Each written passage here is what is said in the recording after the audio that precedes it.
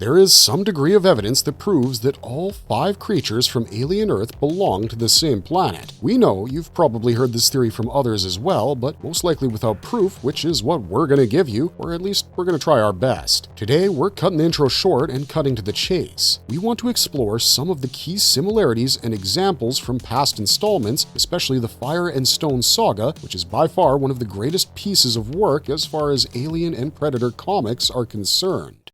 Now, the first thing we want to bring to your attention is LV-223 from the Fire and Stone saga. Fans of the Alien universe shouldn't really have a problem remembering the planetoid called LV-223. It's in the same system as LV-426, the one from Ridley Scott's Alien, and later, James Cameron's Aliens was also based primarily on LV-426. That means 426 was the main location in the first 2 movies, but on the other hand, LV-223 is where a lot of the action takes place in Ridley Scott's later quasi-prequels. In Prometheus, an engineer ship crashes thanks to a trilobite impregnating an engineer, which then gave rise to the Deacon. Due to the crash, innumerable ampules containing the black goo also got loose, and this led to the transformation of the planet itself. So much so that the lakes and mountains of LV-223 came to life, and no, we're not kidding. That's the power of the black goo pathogen, which is believed to have the DNA sequences and genetic information for every possible species. And one can say that the pathogen is a living AI that can mutate